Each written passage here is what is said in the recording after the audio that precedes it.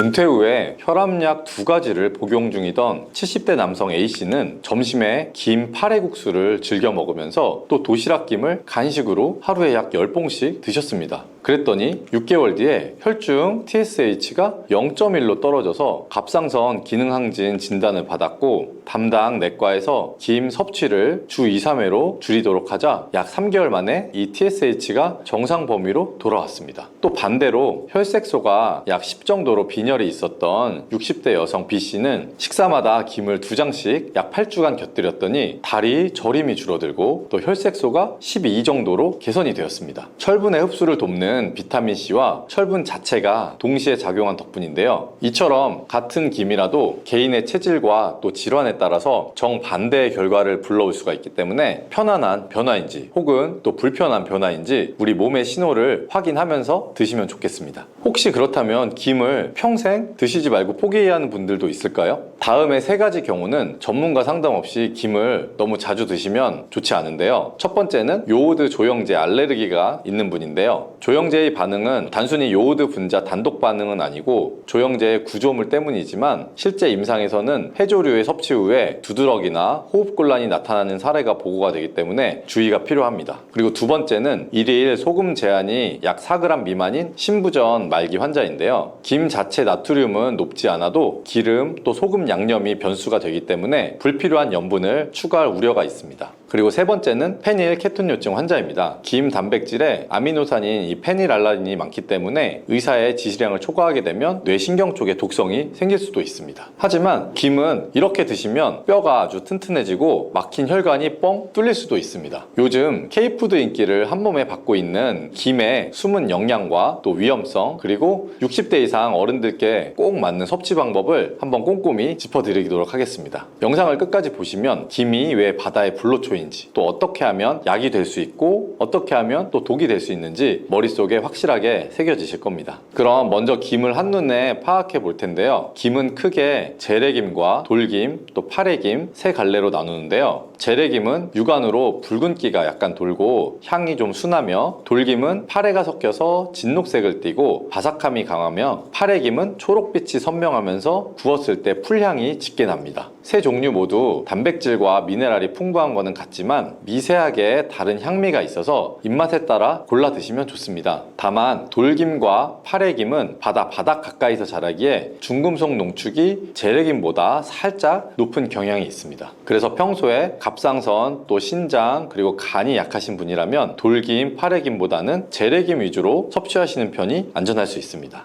그리고 김은 우리가 아는 것보다 풍부한 영양을 가지고 있습니다. 김 100g, 그러니까 약 마른 김 10장 남짓에는 단백질이 약 30g 정도 안팎이 들어있고 필수 아미노산 비율이 40% 이상입니다. 이는 소고기 안심 100g에 함유된 단백질보다 많고 또 소화 속도는 소고기보다 2배가량 빠릅니다. 그래서 위산 분비가 줄어든 어르신들도 속에 더부룩함 없이 흡수할 수 있다는 장점이 있고요. 또 김의 단백질은 메티오닌이나 시스테인 같은 황을 함유한 아미노산이 많아서 글루타치온 생성을 도와서 간의 해독 효율을 높여줄 수가 있습니다. 김 한 장이 몸이 피곤할 때 숙취 해소제처럼 느껴지는 이유가 바로 여기에 있는 거죠. 그리고 김에 함유된 칼슘은 우유의 약 4배, 그리고 철분은 시금치의 약 7배 정도가 들어있습니다. 그리고 마그네슘, 아연, 구리, 망간도 아주 풍부하게 들어있어서 뼈와 치아, 그리고 혈액의 합성에 많은 도움을 줄 수가 있습니다. 특히 돌김은 칼슘이 100g당 약 400mg 정도, 또 재래김은 100g당 약 300mg 정도 수준인데 한 끼에 3-4장 정도 섭취만으로도 칼슘 60mg 정도를 쉽게 채울 수가 있습니다. 그래서 골다공증 약을 드시거나 하는 어머님들은 하루 반찬으로 김을 좀 얹어 드시면 음식으로도 칼슘을 조금씩 채울 수 있어서 약의 의존도를 점차 줄여볼 수도 있습니다.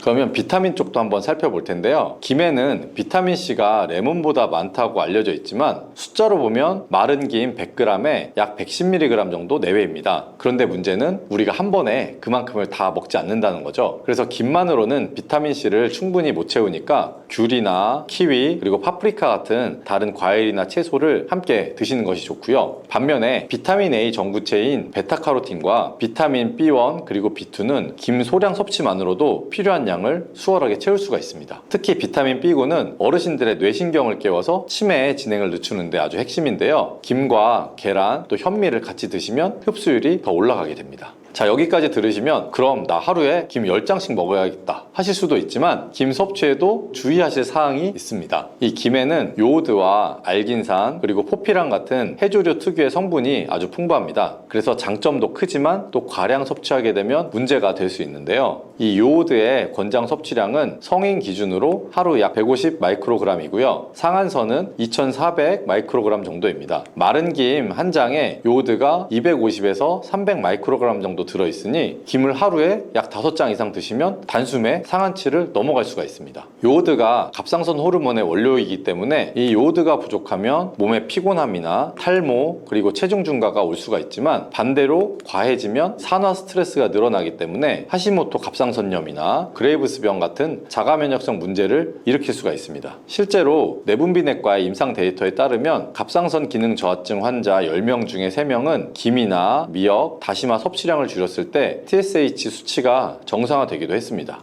그래서 적정 섭취량을 간단히 말씀드리자면 건강하신 분이면 하루에 약 3장 정도, 또 갑상선약을 복용 중인 분이라면 하루에 1장 또는 주 약 3회 이내로 제한하시면 좋습니다. 그리고 김에 들어있는 알긴산이나 포피라는 장에서 지방과 콜레스테롤, 중금속을 흡착해서 혈관을 깨끗하게 하지만 이것이 지나치게 되면 수용성 영양소인 칼슘이나 마그네슘, 철분의 흡수를 막을 수가 있습니다. 특히 골다공증 약이나 철분제를 드시는 날에는 알약을 복용한 후 최소한 2시간 정도 뒤에 김을 드셔야 약효가 떨어지지 않습니다. 반대로 변비가 심할 때는 알긴산과 이 포피란이 변의 수분을 끌어들여서 배변을 부드럽게 해 도움이 될 수도 있습니다. 그리고 다음은 중금속 이슈인데요. 납이나 수은, 알루미늄, 카드뮴 같은 중금속들은 한번 체내에 들어오게 되면 반감기가 수년이 걸립니다. 그래서 김, 양식장 근해가 만약에 산업시설과 가까울수록 농도가 높아지기 때문에 제품 포장에서 해역을 명시한 곳 그리고 납이 약 0.2mg 이하, 무기 비소는 0.5mg 이하 같은 표시가 있는지 확인하고 하시는 것이 좋습니다. 보통 믿을 만한 업계의 대기업 제품일수록 검사 성적서를 첨부하기 때문에 안심이 조금 더 되긴 합니다. 자, 그래도 나는 하루에 김을 꼭 먹어야 밥이 넘어간다 하시는 분이라면 여기에 마늘이나 양파 또 브로콜리 같이 휘발성의 황화합물이 많은 식품을 함께 드셔서 이 중금속의 배출 통로를 자극해 주시면 더 좋습니다. 예를 들어 저녁에 마늘종 무침, 또 양파, 풋고추, 장아찌, 브로콜리 데침을 곁들이고 김을 싸 먹으면 중금속의 흡수율이 눈에 띄게 줄어들 수 있습니다. 그럼 다음으로는 김과 상극인 음식을 알려드릴 텐데요. 첫 번째는 미역국에 꼬막 무침 반찬인데요. 여기에다 김을 드시면 요오드, 철분, 또 인이 융합되는 폭탄이 될 수 있어서 갑상선 그리고 신장에 부담을 줄 수가 있습니다. 그리고 조미김에 명란젓 같은 젓갈류를 함께 드시면 과량의 나트륨 함량 때문에 고혈압과 또 부정맥의 위험을 높일 수가 있으니 주의하시는 것이 좋고요. 그리고 세 번째로 김구이를 하실 때는 기름을 잘 사용하셔야 하는데요. 산패된 기름은 이 콜레스테롤을 급상승시키고 혈관에 악영향을 줄 수가 있습니다. 그럼 반대로 김과 찰떡궁합인 음식들도 있는데요. 첫 번째는 김과 계란 그리고 마늘을 함께 드시면 비타민 B12와 콜린, 셀레늄, 알긴산의 영향으로 기억력을 좋게 해주고 혈관을 깨끗하게 하는 2마리 토끼를 한꺼번에 잡을 수가 있습니다. 그리고 김에 들기름을 살짝 발라서 현미밥과 함께 드시면 지용성 성분인 베타카로틴 흡수량이 높아지고 혈당을 낮춰서 당뇨 예방에 탁월한 효과를 발휘합니다. 그리고 세 번째는 김과 들깨가루 된장국을 함께 드시면 칼슘, 마그네슘을 동시에 보충해서 뼈를 튼튼하게 할 수가 있고요. 나트륨 배출에도 도움을 주어서 혈압을 낮추는 데도 효과가 좋습니다. 그리고 네 번째는 김과 아보카도 샐러드를 함께 드시면 오메가9과 우리 몸의 항산화 성분인 폴리페놀 그리고 포피란을 아주 풍부하게 섭취할 수가 있어서 피부 보습에도 효과적이고요. 그리고 콜레스테롤 수치를 낮추는데 도움을 줄 수가 있습니다. 자, 그러면 조리법도 한번 자세히 알려드릴게요. 첫 번째, 김 기본 구이인데요. 마른 팬을 약 중약불로 한 30초 정도 예열한 다음에 김을 올리고 앞면을 4초 정도 또 뒤집어서 뒷면을 4초 정도만 살짝 쬐서 수분을 좀 날려준 뒤에 불을 끕니다. 만약에 팬 온도가 약 150도 이상 되면 비타민C 파괴가 시작될 수가 있기 때문에 짧게 구우시는 것이 좋습니다. 두 번째로 들기름을 코팅하는데요. 팬에서 내려서 약간 식힌 김에다가 들기름을 붓으로 얇게 바르고 가는 소금을 약 30cm 위에서 눈 내리듯이 뿌려서 골고루 묻히면 짠맛이 균일하게 생깁니다. 참기름보다 들기름이 리놀렌산이 높기 때문에 염증 완화에 더 효과가 좋습니다. 세 번째는 김치 김말이인데요. 묵은지 한 장을 물에 살짝 헹궈서 짠맛을 좀 덜고 여기에 김 위에다가 깔은 다음에 돌돌 말아서 팬에 뒤집어서 구워줍니다. 이 묵은지 안에 있는 유산균이 요오드의 흡수를 일부 억제해 줄 수가 있습니다. 그리고 네 번째는 김 계란전입니다. 김 2장을 겹쳐서 4 곱하기 6cm 정도로 자른 다음에 계란 2개, 다진 파, 다진 마늘에 소금 약간을 풀어서 김을 앞뒤로 적십니다. 팬에 기름을 아주 살짝만 두르고 약한 불에서 양면을 1분 정도씩만 부쳐주면 됩니다. 이렇게 드시면 한 조각당 단백질 약 4g, 칼슘 약 15mg 정도를 섭취할 수가 있습니다. 다섯 번째는 요리용 분말을 만드는 건데요. 색이 바랜 묵은 김은 마른 팬에서 다시 구운 뒤에 믹서로 갈아서 분말로 만들어 놓으면 이걸 냉동해 놨다가 나중에 볶음이나 죽, 또 된장찌개에 한 티스푼씩 넣으면 아주 음식의 풍미를 높일 수가 있습니다. 그럼 보관하는 방법도 알려드릴게요. 첫 번째로는 밀도가 높은 수분 제거제를 함께 보관하셔야 하는데요. 습기를 먹은 김은 곰팡이가 보이지 않아도 히스타민의 농도가 높아서 두드러기 위험을 발생시킬 수가 있습니다. 그리고 영하 18도씨의 냉동실에서 최대 1년간 보관이 가능한데요. 단 꺼냈다가 다시 넣으면 결로 현상 때문에 수분이 생겨서 필요한 만큼만 소분해서 쓰시는 것이 좋습니다. 그리고 개봉 후 약 48시간 내에 섭취하시는 게 좋은데요. 김은 공기에 닿으면 지질이 산패해서 특유의 과자 비린내가 날 수가 있습니다. 산패된 지질은 세포에 돌연변이를 일으켜서 암 발생 위험을 높일 수가 있습니다.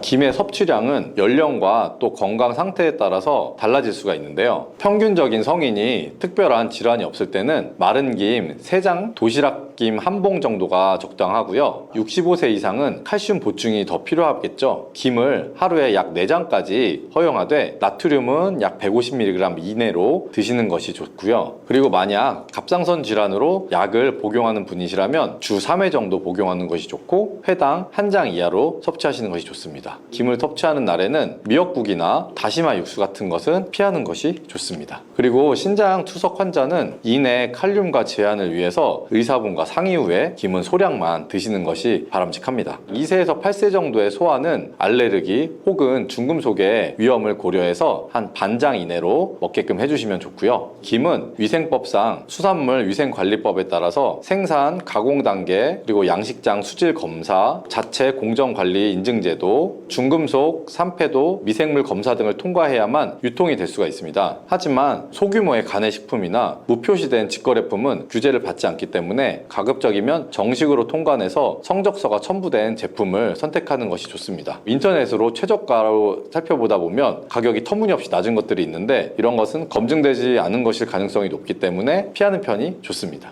물컹하고 보랏빛이라 손이 잘 안 간다는 이유로 밥상에서 자주 밀려났지만 알고 보면 혈관이나 눈이나 뇌, 장, 피부까지 두루 챙겨주는 보석 같은 채소인 가지에 대한 모든 것을 알려드릴게요. 제철만 되면 일본에서만 한 해 6만 kg을 사갈 정도로 인기인데 정작 우리나라는 1인당 연간 약 100g도 안 된다고 하니 참 안타까운 노릇이죠. 가지가 몸속에서 해내는 놀라운 일들이랑 건강하게 드시는 법 함께 곁들이면 힘을 2배로 키워주는 식재료, 주의해야 할 부작용, 그리고 맛, 영양을 살려서 오래 두고 먹을 수 있는 이 보관 요령까지 한번 영상 끝까지 한번 시청해보세요. 먼저 한번 효능부터 살펴볼까요? 가지가 자주색 옷을 입은 까닭은 이 안토시아닌이라는 천연 색소 덕분이에요. 양파나 포도에도 들어있지만 가지 껍질에는 특히 이 나수닌이라는 안토시아닌이 가득해요. 나수닌은 혈관벽에 달라붙은 산화 콜레스테롤을 녹여내고 과도한 철분이 세포를 녹쓰는 것을 막아서 혈관노화와 염증을 동시에 잡아주는 성분이에요. 고기를 자주 드시는 분이나 중성지방이 높다는 검진 결과를 받으신 분께 가지가 권장되는 이유죠. 실제 국내 대학 연구에서 8주 동안 매일 가지 약 150g을 섭취하게 했더니 나쁜 콜레스테롤이 평균 약 18%, 중성지방이 약 18% 감소했고 혈압도 수축기 이완기 모두 약 5 정도 내려갔다고 해요. 두 번째 장점은 강력한 항산화 항암 작용이에요. 가지 껍질뿐 아니라 속살에서도 클로로겐산이라는 폴리페놀이 풍부하죠. 이 성분은 자유라디칼이라는 이 노화 촉진 물질을 제거하고 발암 물질이 세포 유전자를 변형시키는 것을 막아줘요. 일본 농림성 식품연구소가 가지 시금치 시금치, 브로콜리의 발암물질 억제력을 비교했더니 가지가 80% 이상 억제율로 1위를 차지했대요. 위암, 대장암, 유방암과 같은 이 소화기관과 호르몬 영향을 받는 암 모두에서 보호 효과가 확인됐대요. 세 번째는 눈 보호예요. 안토시아닌은 망막에 있는 로놉신이라는 단백질이 재생될 때 꼭 필요한 조효소 같은 구실을 해요. 로놉신은 빛 자극을 전기 신호로 바꾸는 스위치인데 나이가 들면 재생 속도가 떨어져서 밝은 데 나왔다가 한참 동안 눈이 부시죠. 가지를 꾸준히 드시면 로놉신 합성이 빨라져 야맹증과 황반변성 위험이 낮아지죠. 더불어 속살에 든 베타카로틴도 시력 보존에 힘을 보탤 수가 있겠죠. 네 번째는 장과 간을 동시에 살리는 해독작용이에요. 가지 100g에는 약 3g, 고구마보다 또 많은 식이섬유가 들어있어서 장내 유익균의 먹이가 되고 변비를 풀어줄 수가 있죠. 특히 스펀지 같은 조직이 용해성, 불용성 섬유를 골고루 품고 있어서 배변은 부드럽게 하고 독소 배출은 시원하게 도와요. 공복에 가지찜과 미지근한 물 한 컵을 곁들이면 묽은 변이 잘 흘러나온다는 후기도 많아요. 또 클로로겐산이 지방을 녹이고 담즙 흐름을 촉진해서 지방간이나 담즙 정체 개선에도 도움을 줄 수가 있겠죠. 다섯 번째는 염증이나 통증 완화죠. 가지 꼭지와 꽃받침에는 이 스코폴레틴이랑 스코파론이라는 특이 성분이 들어있어서 구내염이나 치주염, 인후통 같은 점막 염증을 진정시키고 신경성 두통, 근육 경련을 완화해요. 민간에서는 잘 말린 꼭지를 달여서 그 물로 각을 해서 입냄새와 잇몸 붓기를 다스리는데 현대 영부에서도 항균이나 항염 효과가 입증이 됐죠. 여섯 번째는 체중이나 혈당 관리죠. 가지 속 식이섬유 폴리페놀은 탄수화물 소화를 지연시켜서 혈당이 급격히 오르내리는 이 혈당 스파이크 현상을 막아줘요. 같은 이유로 인슐린 민감도가 높아져서 복부지방 축적도 줄어들죠. 클로로겐산은 간에서 당을 새로 만드는 과정을 억제하고 베타카로틴은 지방 연소를 도와서 다이어트나 지방간 내장 지방 문제를 해결해서 시너지를 내요. 일곱 번째는 뇌 건강이에요. 나순인과 마그네슘, 비타민 B6 그리고 엽산은 뇌 세포막을 유연하게 하고 신경 전달 물질 합성을 돕고 치매를 부르는 이 베타 아밀로이드 찌꺼기가 쌓이는 것을 억제하죠. 65세 이상 노인 약 120명을 대상으로 한 시험도 있는데 여기서는 가지에 들기름을 함께 드신 분은 12주 정도 뒤에는 단기 기억이나 언어 기억 검사에서 대조군보다 약 25% 높은 점수를 기록했대요. 여덟 번째는 피부나 모발 건강이죠. 가지 껍질에는 안토시아닌과 루페올은 여드름의 균을 증식을 억제하고 피지 분비를 조절할 수가 있죠. 베타카로틴과 비타민 C나 E는 이 진피층의 콜라겐을 보호해서 잔주름을 늦추고 두피 혈류를 개선해서 탈모 예방에도 보탬이 될 수가 있어요. 이렇게 좋은 가지 어떻게 드셔야 효과를 100% 살릴까요? 핵심은 찐다, 들기름을 곁들인다, 삶은 물은 버리지 않는다. 이 세 가지예요. 상명대학교 연구팀이 가지 약 100g을 물에 삶고 전자레인지에 돌리고 찜기에 쪘을 때 이 항산화 성분 변화를 비교했어요. 생가지는 클로로겐산 약 271mg이었는데 물에 삶자 25mg로 뚝 떨어졌어요. 전자레인지는 6분 후에 225mg, 14분 후에 120mg까지 감소했는데 반면 찜기에 12분 쪘더니 375mg로 오히려 늘었어요. 수용성 안토시아닌이 수분만큼 빠져나오지 않고 세포벽이 부드럽게 풀리면서 추출률이 높아진 덕분이죠. 그러니 가지는 손질해서 찜기에 6분에서 12분이 표준 조리법이에요. 꼭지를 버리지 않는 것도 팁이에요. 가지 요리를 할 때 덜어낸 꼭지를 깨끗이 씻어서 햇볕이나 건조기에 말려두었다가 한 주먹 정도를 물 500ml에 넣고 약 15분 정도 달여서 보랏빛이 되는 연한 차로 만들면 천연 구강 세정대가 돼요. 식혔다가 약간의 소금을 타서 각을 하면 잇몸이나 입안 염증이 가라앉고 입냄새가 또 줄어들죠. 차는 냉장 보관해서 하루 안에 드시는 게 좋고요. 가지에 들기름을 더하면 영양 흡수가 2배로 또 좋아져요. 베타카로틴이나 비타민 E 같은 지용성 성분이 들기름 지방과 섞여서 흡수율이 높아지고 들기름 오메가3가 가지의 항산화력을 강화해서 혈관 보호 효과가 배가 되죠. 방법은 간단해요. 찐 가지를 살짝 죽인 뒤에 들기름 한 숟갈, 간장, 식초를 다진 마늘, 깨소금을 약간 섞어서 무치면 돼요. 혹은 김치찌개, 된장찌개를 완성한 뒤에 불을 끄고 잘게 썬 찐 가지와 들기름 한 숟갈을 넣어서 약 1, 2분 정도 뜸들여도 풍미가 훨씬 부드러워지죠. 가지를 더 맛있고 건강하게 만드는 궁합 좋은 음식 3가지를 소개해 드릴게요. 첫 번째는 브로콜리랑 시금치, 케일 같은 녹황색 채소예요. 루테인이나 지아잔틴, 비타민 K가 풍부해서 안토시아닌과 함께 눈 혈관을 이중 보호하죠. 두 번째는 들깨우드, 아몬드 같은 견과류, 불포화 지방이 베타카로틴 흡수를 돕고 단백질이 추가돼서 이 포만감이 오래 갈 수가 있죠. 세 번째는 토마토, 레몬, 파프리카처럼 비타민 C가 많은 재료예요. 비타민 C가 안토시아닌의 산화를 늦춰서 색과 향, 항산화 효과가 오래 갈 수가 있어요. 반대로 피해야 할 음식도 있죠. 지나치게 짜거나 달고 설탕, 소금, 이 MSG가 많은 가공 양념이나 튀김, 삼겹살처럼 포화지방이 많은 음식은 가지의 혈관 청소를 떨어뜨리고 지방 흡수를 오히려 늘려요. 섭취할 때 주의점도 꼭 기억해 주세요. 첫 번째 가지는 찬성질이에요. 손발이 늘 차고 설사나 복통이 잦으신 분들은 하루 약 150g 이내에 찬물 대신 따뜻한 차와 함께 드시는 게 좋고, 두 번째는 생가지를 주스로 갈아 드시는 분이 가끔 있는데 절대 피해야 돼요. 배 아프게 하는 이 솔라닌이 생가지는 개당 약 10mg 이상 들어있어서 위경련이나 혈변이나 현기증을 부를 수가 있어요. 열을 충분히 가하면 대부분 분해되니까 익혀 드시는 것이 안전하겠죠. 세 번째는 항히스타민제를 복용 중이시거나 히스타민 과민증이나 아토피가 심한 분은 가지 속 히스타민이 오히려 증상을 악화시킬 수가 있어서 소량으로 반응을 확인한 뒤 섭취량을 늘리시는 게 좋아요. 네 번째는 만성 신부전으로 칼륨을 제한해 드시고 계신 분은 가지의 칼륨이 혈중 농도를 높일 수가 있어서 50에서 70g 이하로 줄이거나 의료진과 상의해서 드시는 게 좋겠죠. 보관은 싱싱할수록 맛있다 원칙을 지키면 어렵지 않아요. 가지는 수분이 94% 정도 돼서 금세 숨이 죽고 껍질이 쭈글쭈글해지죠. 장을 보신 날 바로 조리하시기 가장 좋고, 남길 때는 키친타올로 물기를 닦아서 신문지나 종이봉투에 싸서 냉장고 야채칸에 눕혀둬요. 껍질이 까맣게 변하거나 씨가 갈색으로 비칠 만큼 오래 두면 안토시아닌과 비타민C가 절반 이상으로 줄어들어요. 데쳐서 지퍼백에 넣어서 냉동하면 3개월까지도 거뜬한데, 해동 없이 그대로 찜통에 2, 3분만 다시 쪄내면 처음과 큰 차이 없이 촉촉하게 드실 수가 있겠죠. 가지는 안토시아닌이나 클로로겐산이나 베타카로틴, 식이섬유 같은 귀한 성분을 한 몸에 담아서 혈관 청소, 혈압, 혈당 안정, 눈보, 장해독, 항암, 피부, 관절 염증 많죠. 다이어트에 부성 개정까지 이런 걸 책임지는 이 만능 보랏빛 약초예요. 효과를 극대화하려면 껍질째 쪄서 들기름이랑 비타민 C 풍부한 채소랑 함께 드시고, 꼭지는 버리지 말고 말려서 각을 차려 한번 활용해 보세요. 단 생가지는 금물이고, 몸이 차신 분은 신장질환 항히스타민 복용자는 섭취량을 조절해야 되고, 보랏빛이 선명한 단단한 가지를 사서 바로 조리하거나 신문지에 싸서 냉장 보관, 남은 건 데쳐서 냉동하시면 돼요. 이렇게만 해도 가지의 맛과 영양 성분이 오래가요. 이제는 가지가 물컹해져서 싫다는 기억을 잠시 접어두시고, 반찬으로 찐 가지 들기름 무침 한 접시부터 시작해보시면 어떨까요? 혈관이 맑아지고 눈이 덜 피로해지면서 아침마다 화장실에 가서 시원해지는 변화를 느끼실 거예요.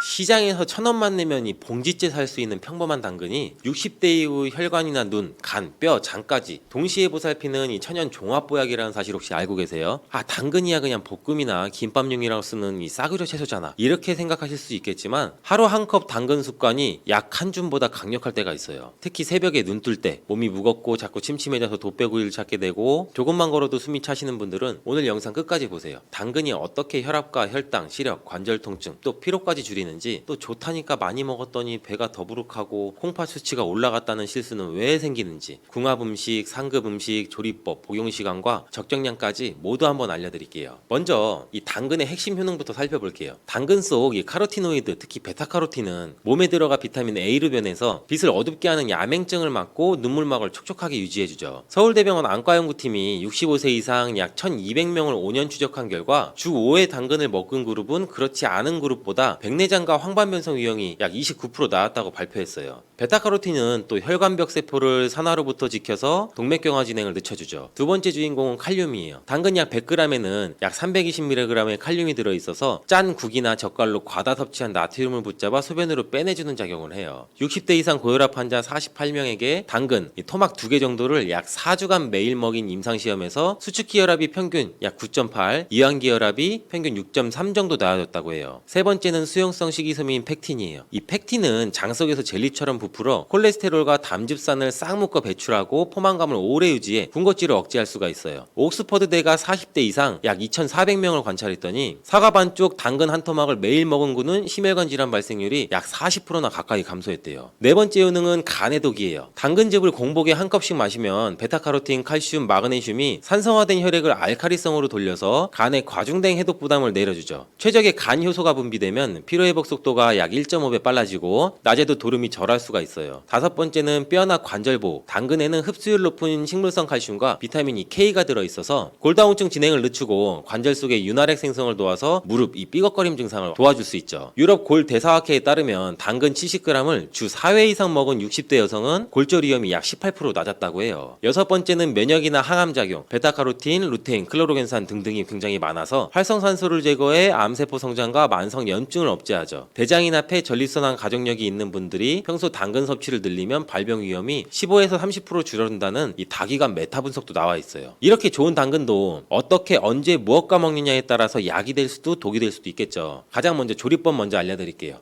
베타카로틴과 이 비타민 A 전구체는 지용성이라 기름을 만나야 흡수가 급중해요. 생으로 씹으면 체내 흡수율이 약 10% 남짓인데 올리브유 한 티스푼 두르고 2분만 볶으면 60% 이상으로 또 뛰어 올라요. 또 살짝 데치거나 끓이면 카로티노이드 농도가 14% 늘어난다는 이 국내 식품 저장 유통 유통학회 보고가 있어요. 두 번째는 이 착즙. 이가 약하거나 소화력이 떨어진 분은 이 당근 샐러리 K를 약 7대 2대 1 비율로 녹즙을 내시면 이 간이나 혈관 해독에 필요한 칼슘, 나트륨, 마그네슘 같은 성분을 한 컵에 담을 수가 있겠죠. 단 이 거친 섬유까지 몽땅 마시면 우리 장에 가스가 급증해서 더부룩해질 수가 있으니 체에 한번 거르거나 녹즙기에 약 펄프 50% 제거 옵션을 사용 한번 해보세요. 섭취 시간도 물론 중요해요. 아침 공복에 200ml, 점심 저녁 식사 1시간 전에 각 200ml를 드시면 하루 총 600ml, 당근 한 3개 정도예요. 이렇게 3번 마셨더니 2주차부터는 새벽 피곤함이 사라졌다는 분들도 많아요. 하지만 ACE 억제제 칼륨 보존 이뇨제를 드시는 분들은 또 만성 신장병 3단계 이상이신 분들은 하루 당근 1개 정도 이하로 제한하고 섭취 후 2시간 안에 손저림이나 맥박이 불규칙하거나 무기력장이 나타나면 즉시 한번 칼륨 수치 검사를 받아보시는 게 좋겠죠. 다음은 상극 음식이에요. 첫째, 우유와 치즈인데 우유의 칼슘과 당근의 비타민C가 장에서 결합해서 서로 흡수를 방해해요. 당근 주스를 마신 뒤 우유 한 잔은 최소 1시간 간격으로 한번 띄워보세요. 두 번째, 당근과 상극인 음식은 무예요. 이 무에는 디아스타제라고 하는 소화 효소가 많지만 당근의 섬유질과 만나면 발효가 과도하게 일어나서 가스나 트름이나 복통이 생길 수가 있어요. 무김치나 무국은 식사 다른 끼니로 분리하는 게 좋고요. 세 번째는 과도한 바나나나 시금치, 버섯 같은 이 고칼륨 식품과 당근을 함께 섭취하는 것은 피하는 게 좋아요. 특히 신장 기능이 떨어지면 고칼륨 혈증으로 근육마비나 부정맥이 올 수가 있겠죠. 넷째, 신장 결석이 경험이 있는 분들은 당근의 옥살산 때문에 과하게 섭취하시면 칼슘과 결합해서 결석 위험을 높여요. 이런 분들은 데치거나 물에 90분 이상 담가서 옥살산을 절반 이하로 줄이신 다음에 드시는 게 좋겠죠. 이제 찰떡궁합 음식으로 한번 알려드릴게요. 첫 번째는 양배추예요. 인돌3 카비놀 성분이 당근의 카로티노이드와 만나서 유방이나 대장 점막 암세포 증식을 억제해요. 당근 약 70g에 양배추 50g, 사과 30g을 믹서기에 갈아서 해독수수로 만들어서 드시면 돼요. 변비나 피부 트러블이 확 줄어들 수 있을 거예요. 두 번째는 사과예요. 사과의 펙틴이 장내 유익균을 늘리고 당근의 베타카로틴 흡수를 도와서 나쁜 콜레스테롤 배출을 촉진해요. 채 썬 사과와 당근 라페에 올리브유, 사과식초, 스테비아를 넣어서 냉장 숙성한 뒤에 식전에 소량 드시면 또 식욕 조절에도 도움을 줄 수가 있겠죠. 세 번째는 삶은 달걀과 당근을 함께 드시면 완전 단백질이 당근에 부족한 메티오닌이나 라이신을 보충하고 달걀 레시틴이 콜레스테롤 균형을 잡아서 혈관을 튼튼히 해줘요. 아침에 살짝 볶은 당근과 달걀 2개를 함께 드시는 식단은 오히려 포만감이 4-5시간 지속되고 점심 폭식을 막아서 다이어트에도 도움돼요. 네 번째는 샐러리와 당근. 이 유기나트륨이 풍부해서 칼슘 운반을 도와 간 해독 이뇨 효과가 또 올라갈 수가 있겠죠. 다섯 번째는 올리브유나 아보카도유를 드시면 지용성 카로티노이드 흡수율을 최대 4배까지 끌어올려요. 볶음이나 샐러드 어디든 당근 요리에 올리브유 티스푼 하나만 둘러주세요. 적절한 먹는 양도 한번 알려드릴게요. 콩팥 심장이 건강하신 분은 약 당근 1개에서 2개 정도, 혈압약 중에 칼륨은 올리는 약을 늘리시는 분은 당근 1개 이하, 주 1, 2회는 쉬었다가 드시는 게 좋고요. 신장 결석 이력자나 만성 신부전 3단계 이상은 생당근 대신 데친당근 1/2개 이하로 드시기를 추천드려요. 소화기가 약해서 당근만 드시면 체한 듯 답답한 분은 당근을 어슷 썰어서 약불에 살짝 구우면 수분은 유지가 되고 섬유가 부드러워지죠. 차가운 성질을 온화하게 만들고 싶으면 생강 2-3조각, 따뜻한 두유나 보리차 150ml와 함께 믹서에 갈아 미지근하게 드시면 돼요. 보관법도 중요해요. 껍질때 솔로 문질러 씻은 뒤 키친타올로 물기를 닦고 신문지나 키친타올에 싸서 냉장고 채소칸에 눕혀두면 2주 동안은 신선해요. 착즙 주스는 공기에 닿으면 산화가 빨라져서 바로 마시는 게 최상이고, 불가피할 때는 레몬즙 몇 방울을 떨어뜨리고 밀폐병에 담아 냉장 24시간 내 끝내세요. 남은 당근은 채 썰어서 냉동하면 비타민 손실이 약 10% 미만이라서 볶음이나 국거리로 쓰기 편하겠죠. 이제 여러분이 내일부터 바로 실천하실 수 있는 건강한 식사 방법을 한번 알려드릴게요. 아침 6시 반에 미지근한 물 한 컵 드시고 7시에 당근이나 샐러드 케일 착즙 200ml, 그리고 7시 45분에는 올리브유 살짝 두른 당근 볶음 반컵이랑 삶은 달걀 2개, 밥 반 공기, 10시 반에는 당근 사과 라페 2큰술, 따뜻한 보리차, 1시는 현미밥 반 공기, 생선구이, 양배추찜, 3시 반 정도는 군것질 대신 데친 당근 스틱 4조각, 그리고 6시는 토마토 양배추 당근 수프 1그릇, 8시 이후에는 물만 섭취. 이렇게 2주간 꾸준히 해보시면 눈도 덜 피로하고 혈압 수치도 내려가고 배변도 부드러워지는 변화를 한번 체감하실 수 있을 거예요.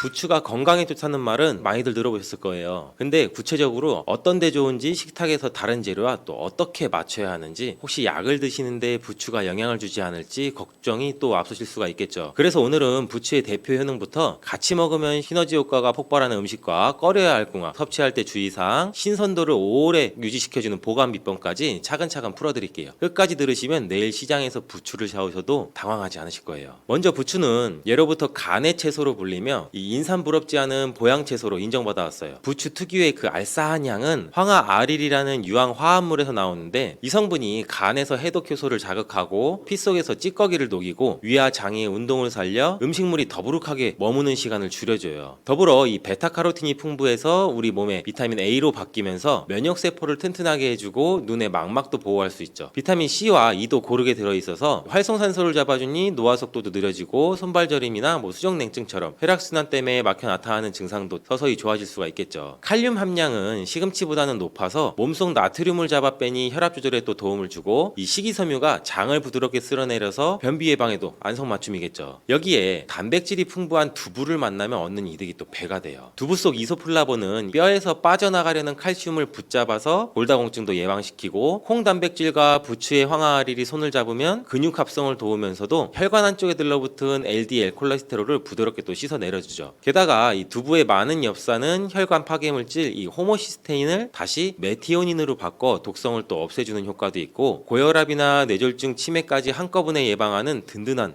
후원군이 되는 거죠. 여기서 끝이 아니에요. 두부는 몸이 차가운 성질이라 속이 냉한 분이 많이 드시면 설사를 부를 수가 있는데 부추가 따뜻한 기운으로 찬 성질을 눌러주니 이 배탈 걱정은 또 덜어주겠죠. 실제로 부추를 잘게 썰어서 물기를 뺀 두부, 달걀 그리고 부침가루와 섞어서 7cm 정도로 납작하게 지져내면 부추 두부전이 완성이 되는데 기름은 들기름이나 올리브유를 쓰면 오메가3까지 챙겨 또 금상첨화가 되겠죠. 사과와의 만남도 빼놓을 수가 없죠. 사과는 비타민C나 폴리페놀, 수용성 섬유, 펙틴 덩어리인데 부추의 비타민 A랑 E와 함께 같이 들어가면 항산화 능력과 장 해독 속도가 또 눈에 띄게 올라가요. 특히 섬유질이 혈당 상승을 완만하게 만들어서 당뇨 관리에도 좋고 장 속 유익균의 먹이가 돼서 대장암 예방 효과도 커지겠죠. 방법은 간단해요. 부추 약 30g과 껍질째 씻어 씨만 뺀 사과 약 3분의 2조각, 물 150ml, 올리브유 한 큰술을 믹서기에 넣고 곱게 갈아서 이제 부추, 사과 주스를 만드세요. 새벽 공복에 한 잔 드시면 속이 또 편안해지고 아침 식사량도 자연스럽게 줄어서 체중 조절까지 덤으로 얻으실 거예요. 돼지고기와도 또 찰떡궁합인데 부추의 알리신은 돼지고기 안에 비타민 B1, 티아민 성분의 흡수를 4배에서 5배나 끌어올려서 피로를 훨씬 더 빨리 풀어줘요. 돼지고기가 원래 차가운 성질이라서 속이 냉한 분한테 부담이 될 수 있는데 부추가 따뜻한 기운으로 균형을 잡아주니 소화가 잘 되고 이 더부룩함도 적어요. 드실 때는 기름기를 뺀 앞다리살이나 안심으로 수육을 삶아 부추, 양파, 식초, 참기름으로 만든 상큼한 부추 겉절이를 한번 곁들여 보세요. 고기의 잡내는 사라지고 이 씹을수록 달큰한 향이 올라와서 젓가락을 부르는 반찬이 돼요. 브로콜리와 부추를 또 한 그릇에 담으면 눈과 혈관을 동시에 지켜낼 수 있어요. 브로콜리에 들어있는 이 설포라판 성분은 암세포 증식을 억제하고 비타민 C나 E, 베타카로틴도 부추 못지않게 많은데 이 두 재료를 같이 데쳐서 간장이나 식초, 참기름 소스에 살살 묻혀놓으면 삼색 채소가 어우러진 건강 무침이 되죠. 비타민 A랑 C랑 E가 한꺼번에 들어갈 때 서로의 산화를 막아 흡수가 배가 되니 망막 노화를 일으키는 활성산소를 확실히 또 눌러줄 수가 있고 황반병선이나 안구건조, 야맹증 즉 위험을 낮추는데도 큰 힘을 발휘할 수가 있겠죠. 물론 주의하실 점도 있어요. 부추는 따뜻한 기운이 강하기 때문에 몸에 열이 많아 얼굴이 자주 붉고 입안이 잘 헐거나 불면증이 심하신 분들은 과량으로 드시면 오히려 두통이나 어깨 결림, 가슴 답답한 증상도 생길 수가 있어요. 하루 섭취 적정량은 이 생부추 기준 70에서 80g, 데친 부추는 약 100g 안팎이면 충분하고 또 칼륨이 많아서 만성 신장 질환으로 추석 중이거나 고칼륨혈증 위험이 있는 분은 갑자기 하루 큰 한 단씩 드시기보다는 두세 줄기 정도로 조금씩 양을 늘리면서 우리 혈중 칼륨 수치를 체크하셔야 돼요. 혈압약, 특히 칼슘 기량제나 ACE 억제제를 드시는 분은 일시적으로 저혈압이 올 수가 있으니 공복과식은 피하시고 꼭 식사와 함께 나눠 드시는 게 좋겠죠. 부추와 소고기는 가능한 따로 드시는 편이 또 안전해요. 두 재료 모두 따뜻한 속성을 가져서 함께 드시면 열 에너지가 또 과하게 몰려서 사람마다 속이 쓰리거나 설사를 유발할 수도 있고 소고기의 흡수율도 떨어뜨릴 수 있어요. 또 부추 특유의 황화아릴 향이 강해서 어패류의 신선한 풍미와 부딪히면 약간 씁쓸한 맛이 돌 수 있으니 회나 생굴, 새우젓처럼 날것 해산물과 곁들일 때는 양을 조금만 사용하거나 대신에 실파나 미나리를 써서 향을 부드럽게 잡아주면 좋겠죠. 효능을 제대로 보려면 보관도 굉장히 중요하죠. 부추는 잎이 얇아서 수분이 날아가면 금세 풀이 눅눅해져요. 또 영양도 내려가요. 장을 보고 오신 날 즉시 밑동의 흙만 살짝 잘라내서 차가운 물에 20초 정도 흔들어 씻은 다음 밑동 약 1cm가량만 물기가 남도록 키친타월로 톡톡 찍어줘요. 그 뒤에 젖지 않은 새 키친타월 한 장을 펼쳐서 부추를 가지런히 올리고 끝에서부로 돌돌 말아주세요. 마지막에 밑동 쪽이 아래로 가도록 세워서 지퍼백에 넣고 냉장고 문 안쪽이 아니라 야채 칸 안쪽 깊숙이 세워두시면 일주일 정도 지나도 시들시들해지지 않고 연초록 빛을 유지해요. 만약 오래 두고 드셔야 되면 깨끗이 씻어 약 4cm 정도 길이로 썰어서 물기를 제거한 뒤 살짝 데쳐서 한 끼 분량으로 지퍼백에 나눠서 냉동하면 3주까지는 비타민 손실이 적다고 해요. 해동은 냉장고 안에서 천천히 하시고 또는 바로 볶음팬에 넣어 가열하시면 색도 맛도 크게 변하지가 않죠. 나이가 들면서 약을 이것저것 또 많이 드시는 분들이 많잖아요. 이런 분들이 부추를 드실 때 주의하셔야 할 사항이 있는데 당뇨약 중에 설포닐 우레아 계열이나 인슐린을 쓰시는 경우 부추 자체가 혈당 상승을 늦춰주기 때문에 같은 용량의 약을 그대로 쓰면 빈혈, 떨림, 저혈당 이런 증상이 또 올 수가 있어요. 또한 와파림류의 항응고제를 드신다면 비타민 K 함량이 높은 부추를 한꺼번에 여러 장씩 부추전에 넣어서 매일 반복적으로 드실 경우에는 그 수치가 변할 수 있으니 주 2, 3회나 한 장씩 나눠 드시고 담당 의사와도 미리 상의하시면 또 안전하게 드실 수가 있겠죠. 이제 간단하면서도 효과 확실한 일주일 부추 건강 캘린더를 한번 소개해 드릴게요. 월요일 아침은 부추 사과주스 반컵에, 점심은 현미밥 반 공기에 부추 된장국, 저녁은 부추 두부전 2장, 화요일은 점심을 건너뛰고 대신 부추 브로콜리 무침을 넉넉히 만들어서 고구마찜 반 개와 함께 드시면 또 포만감이 오래 가겠죠. 수요일 저녁에는 돼지고기 수육에 부추 양파 겉절이를 곁들이고, 목요일 아침에는 부추 바나나 요거트를 넣은 스무디로 부담 없이 한번 시작해 보시고, 금요일 점심은 보리밥 위에 부추나물을 듬뿍 얹은 비빔밥, 토요일에는 된장이랑 청양고추 살짝 넣어 끓인 부추 해장국으로 속을 달래고, 일요일 저녁은 데친 부추와 삶은 달걀은 곁들인 오리 훈제 샐러드로 한 주를 정리해 보시면 부추의 다양한 얼굴을 지루하지 않게 즐기실 수가 있겠죠. 다음으로 새벽에 부추전을 부쳐서 바삭바삭하게 유지하는 작은 요령 하나 알려드릴게요. 반죽에 찬 소주 한 큰술을 한번 넣어보세요. 알코올이 증발하면서 전 부침 속 수분을 조금 빼주기에 훨씬 바삭하고 오래 두어도 눅눅해지지 않아요. 또 남은 전은 한 장씩 유산지로 분리해서 얇게 쌓아 냉동했다가 전자레인지가 아니라 중약불 후라이팬에 다시 구우면 첫날 그 맛 그대로 살아나죠. 부추는 값도 싸고 손질도 쉽고 냉장고에만 잘 세워두면 일주일 내내 싱싱해요. 혈관이나 간이나 그리고 눈, 장, 뼈를 고루 돌보는 천연 영양제라고 생각하시고 매일 식탁에서 한번 챙겨 드시길 권해요. 혈압계, 혈당계, 소변검사표 숫자가 달라질 때 부추 한 단의 힘을 몸소 한번 느끼게 될 거예요.